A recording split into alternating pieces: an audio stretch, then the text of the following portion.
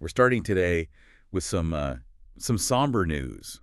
It's a moment of reflection, really. The world of tropical meteorology, and honestly, the entire field of public safety, has lost a true giant.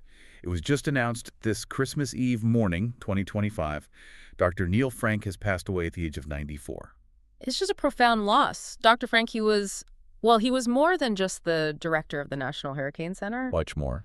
You could argue he was the single person who really figured out how to take this incredibly complex science of hurricane forecasting and translate it. Translate it into something people could actually use. Something that saved lives. Exactly. Into immediate, understandable risk communication for everyone. Absolutely. I mean, when we talk about hurricane prep today, the evacuation orders, the way we show the storm's potential, so much of that playbook comes straight from his 13 years running the show. It really does. So today, that's our mission. We want to explore that legacy, look at the research he built, the communication he mastered, and how this kid from Kansas became the nation's chief hurricane oracle. Welcome to Meteorology Matters, the podcast that dives deep into the science, chaos, and stories behind the weather that shapes our world. This show was created by meteorologist Rob Jones. Now let's get into today's episode of Meteorology Matters. So to really get the full picture, you have to start in the very beginning. And it's such a surprising origin story. It's full of contradictions. I mean, you think of the top hurricane expert, you picture someone from Florida, right? Maybe the Gulf Coast? Of course. Not someone who grew up in, pretty much the exact geographic center of the United States. Right. Neil Laverne Frank was born in Clayton, Kansas, September 11th, 1931. That is deep in the heart of tornado country, miles and miles from any coastline. And he had a very disciplined upbringing. I've read about that. Oh, yes. Solid German-American farm stock. The stories always mention it was very strict. No alcohol, no smoking, no swearing. That really shaped his character. And the biggest surprise to me is that weather wasn't even his first passion. Not even close. He was chasing a completely different dream. Yeah, he wanted to be a basketball player. Yeah. And a coach. Nothing to do with atmospheric pressure. It's a great irony, isn't it?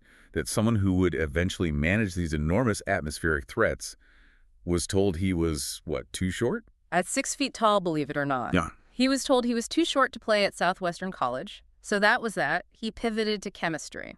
And that pivot was important, but it was really the U.S. Air Force that put him on the path we know him for. That's the key. He enlisted, got trained as a weather officer, and then boom, his first big assignment is on the island of Okinawa. Studying typhoons. Studying some of the most powerful typhoons in the Pacific. Oh. It was a baptism by fire. What a shift. From the plains of Kansas to the front lines of tropical cyclones. It completely changed his career path. After that experience, when he left the service in 1957, he knew exactly what he wanted to do. And he went for the academic credentials to back it up. Straight to Florida State University. Right, which was already becoming a powerhouse in tropical meteorology. He earned both his master's and his PhD there, a real commitment to the science. And that opened the door to the National Weather Service in 1961. Yep, and by 1968, he's a forecaster at the new National Hurricane Center, which, was still really growing into the institution we know today. It sounds like a pretty standard scientific career path up to that point. But 1974 was the turning point. It was. That's when he was named director of the National Hurricane Center, and he held that role until 1987, 13 years. The longest-serving director in its history.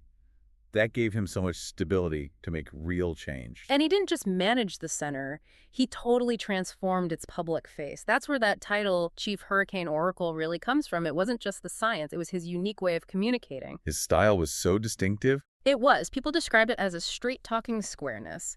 He used these simple, homey metaphors, and he just seemed so earnest, so concerned. He wasn't slick. Not at all.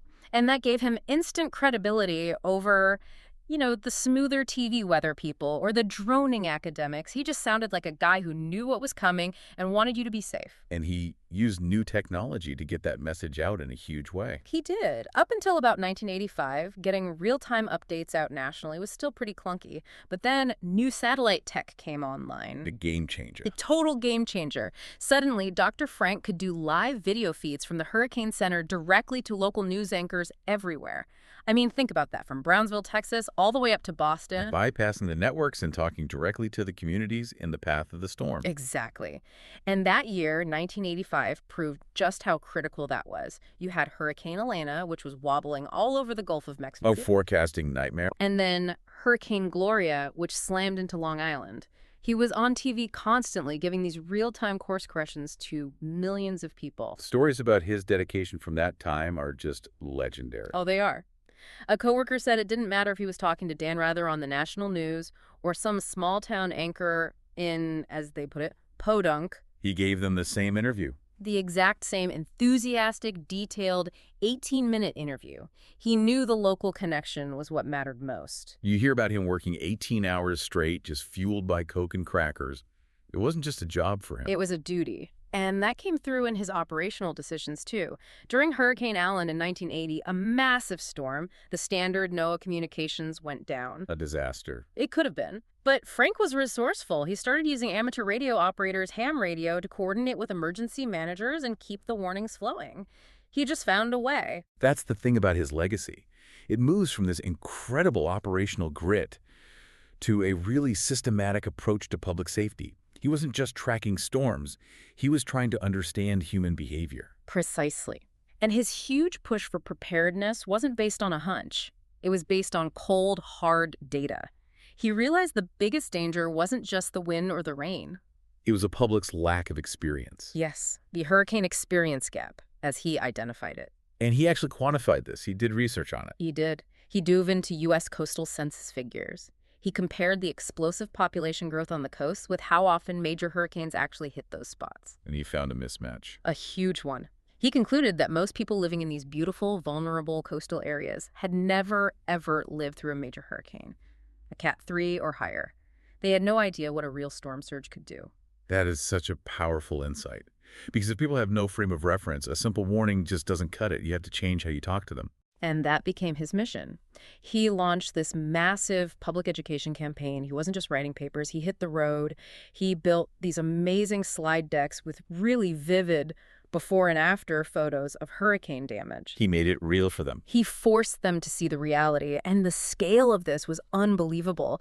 By 1987, he was giving something like 150 of these presentations a year. Wow. That's one every 2 or 3 days. To town councils, emergency managers, community groups, up and down the coast. It was a personal, physical commitment to saving lives that went way beyond just being a director. Which, of course, brought him face to face with that classic dilemma. The cost of a false alarm. Evacuations are incredibly expensive and disruptive. And he got criticized for it. People said he was crying wolf sometimes, costing local economies millions. So how did he handle that pressure? He was unwavering. His moral compass was just locked in. He had this quote that explains his whole philosophy perfectly. He said, "I'll take the criticism when there's no loss of life. I'd rather be on the safe side." Simple as that. For him, it was. A human life was infinitely more valuable than the cost of an evacuation. And that ethical stance, that really changed everything. His influence went beyond the U.S., too. He was involved internationally. Oh, absolutely. He chaired the International Hurricane Committee for the World Meteorological Organization, helping coordinate warnings across Central and North America. He was even part of experiments off the coast of Africa, studying the very seedlings of storms as they formed. And his work helped lead to the creation of the National Hurricane Conference. It did. And his legacy is literally cemented in the Neil Frank Award, which recognizes people who bridge that gap he mastered, the gap between the science and the public. It's just amazing that after all that, after this huge career leading the NHC, he wasn't finished. He launched a whole second career. He did. He went straight from the NHC in 1987 to become the chief meteorologist at KHOU 11 in Houston. And he stayed there for 21 years, until 2008, anchoring the main newscasts in one of the most hurricane-prone cities in America. The trust he had built was just immense. His colleagues all called him Doc. And even after he retired, he was still the go-to guy. David Paul, who took over for him, said Dr. Frank was always there to advise during big storms, offering that deep well of expertise. He became a real cultural icon in Houston. You couldn't miss him on TV. He had that signature look. The flat crew cut. The absolutely perfect level flat crew cut. So famous it inspired a song. That's when you know you've made it, right? Yeah. The local radio station 93Q, KKBQ, had a hit with I Wish I Had a Neil Frank Haircut. Oh, my It God. just shows how much he was a part of the city's fabric. Like, that's a level of connection you just don't see very often. And behind the public figure, there was this incredible personal life. He was married to his childhood sweetheart, Velma Becker, since 1952. An amazing partnership, and he leaves behind such a large family, a wife, 3 children, 10 grandchildren, and 22 great-grandchildren. Just a remarkable, full life, a life of science, of unparalleled public service, and a powerful family foundation. He really set the standard. So we want to turn it over to you. Dr. Neil Frank's work probably shaped how you think about hurricane safety, whether you realize it or not. Did you ever watch his coverage, either nationally from the NHC or later in Houston? Maybe you met him at one of those hundreds of presentations he gave. We want to know, how did he help you or your family get through a storm? Please head over to our socials and share any memories you have in the comments. And while you're there, we'd really appreciate it if you'd like, follow, comment, and rate the podcast. It helps other people find the show. You can also follow meteorologist Rob Jones on Instagram at Meteorologist, on TikTok at TV Meteorologist, and on YouTube, just follow Rob Jones Hurricane.